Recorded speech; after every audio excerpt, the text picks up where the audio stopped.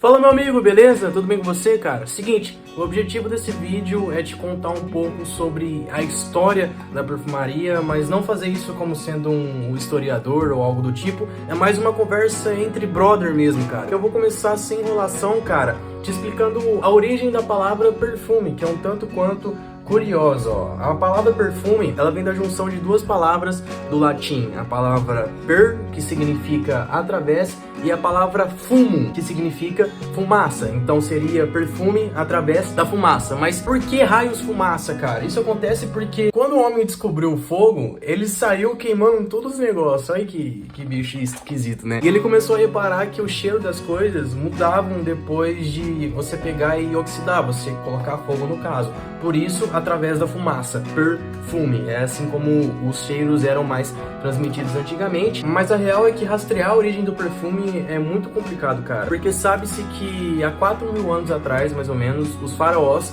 já utilizavam resinas, especiarias e algumas plantas aromáticas para perfumarem, cara, as suas genitais e os seus cabelos com o intuito de ser um propósito afrodisíaco, assim. Eles passavam isso, não era em forma de perfume, pegava resina, por exemplo, em uma pasta ou algo assim, pregava na genital e no cabelo para ser algo afrodisíaco para outra pessoa. Há 4.000 anos atrás, olha que loucura, cara. Ao mesmo tempo que isso acontecia lá com os faraós, lá na China e no Sudeste Asiático, eles já utilizavam águas perfumadas e óleos perfumados para fins terapêuticos também, cara. Mas eu tô falando desse tanto de coisa só para você perceber que nenhuma dessas práticas envolviam o uso do perfume como a gente conhece hoje, cara, um líquido que você pega, borrifa e usa, mas a utilização de aromas, de fragrâncias, de cheiros para fins afrodisíacos, para fins terapêuticos, para medicina, enfim, já é muito utilizado há muito tempo mesmo. Fragrâncias já são utilizadas há pelo menos 4.000 anos atrás, cara. 4.000 anos atrás é 2000 antes de Cristo, só pra você ter uma noção. A primeira oficina de perfumaria, inclusive, cara, que foi descoberta lá na ilha de Chipre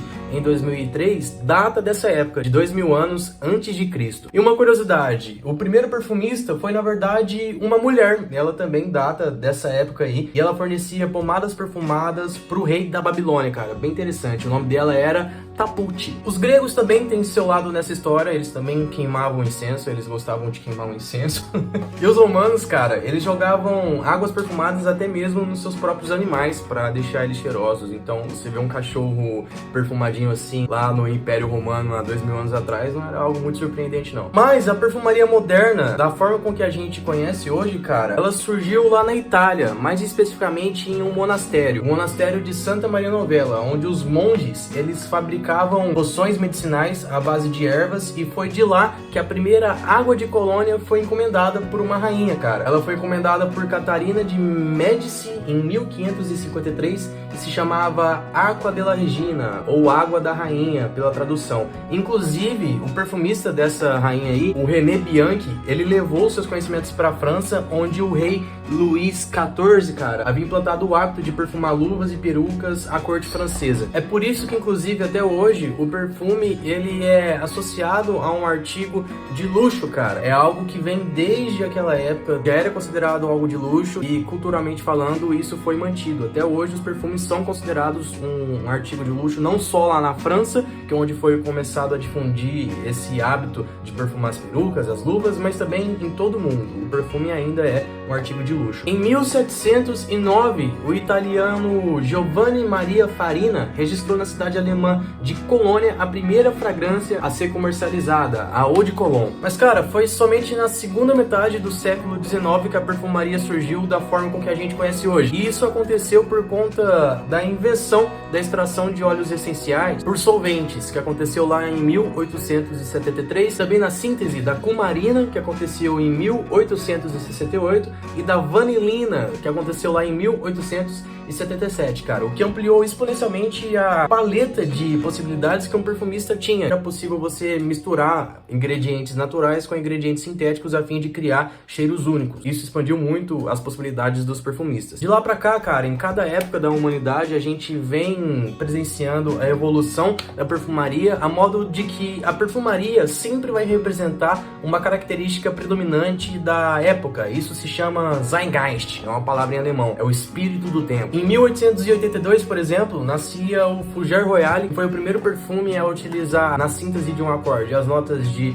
lavanda, fava tonka e musgo de carvalho, inaugurando assim o gênero Fougère aromático para perfumaria, bem como em 1917 foi lançado um perfume chamado Chypre, que originou também um acorde Chypre, que no caso foi o primeiro perfume que trouxe a composição de musgo de carvalho, bergamota, ládano, flores. Também foi um perfume que ganhou tamanha notoriedade que a sua base foi utilizada para compor outras fragrâncias depois, dando origem ao acorde Chypre, cara. Aí, cara, quando isso começou a acontecer, a criatividade do ser humano começou a dominar e assim, vários perfumes começaram a surgir de acordo com as épocas. Teve um francês no meio disso tudo chamado Paul Poiret, eu não sei como que fala o nome dele bonitinho, e ele era um estilista no caso, e ele pensou, cara, por que eu não lanço a minha própria linha de perfumes? E foi daí que nasceu o Perfume Designer, onde os grandes estilistas e as empresas de roupa, assim como Chanel, Dior, Yves Saint Laurent, por exemplo, também começaram a lançar as suas próprias fragrâncias. Como exemplo, a Chanel, que desde sempre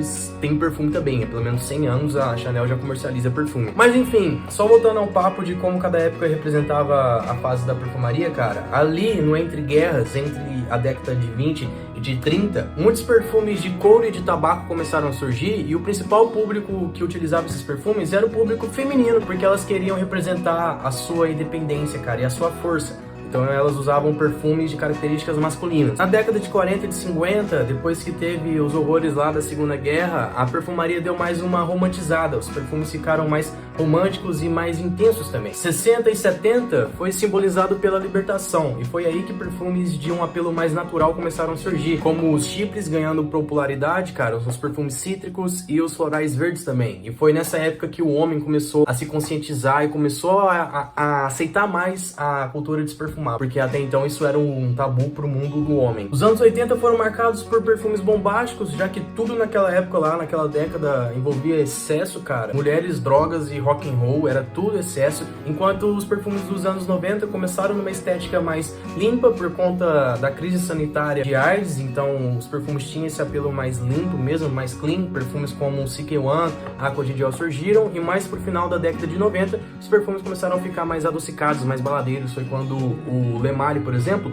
o pai desse cara aqui, surgiu. Mas com a virada do século, o mercado começou a ditar tendência no sentido de que, por exemplo, perfumes de celebridade começaram a ganhar espaço, cara, por conta desse apelo midiático. A crise de 2008 também influenciou muito o mundo da perfumaria, porque foi aí que o mercado percebeu que era mais fácil você vender a versão de um perfume que todo mundo já comprou e já gostou, do que criar algo do zero. Então foi aí que os flankers começaram a surgir, cara, e é o que mais tem hoje. A gente tem flankers de perfumes que foram lançados há 10 anos atrás, e a perfumaria hoje tomou um caminho onde as fragrâncias têm sido mais genéricas. Se abandonou um pouco essa questão de você representar a época da sociedade, ou então tá representando mesmo, já que eu não duvide que a sociedade seja mesmo algo superficial e vazio, como são os perfumes que são lançados hoje em dia. Perfumes que foram feitos para agradar todo mundo, perfumes que todo mundo gosta, mas que não possuem personalidade, sabe? As pessoas têm uma busca incessante para agradar os outros, e a perfumaria ganha muito dinheiro em cima disso. E, enfim, isso tem gerado também uma divisão, onde existe essas pessoas que buscam perfumes para agradar a todo custo, e existem as pessoas que admiram a perfumaria pela arte ainda, cara. Consegue viajar no tempo sentindo cheiros que remetem às outras épocas, e fica aí a reflexão de qual desses dois grupos você acha que faz parte. Então é isso, eu espero que você tenha gostado de aprender a história da perfumaria comigo. Eu fico por aqui, um forte abraço, é nóis, tamo junto.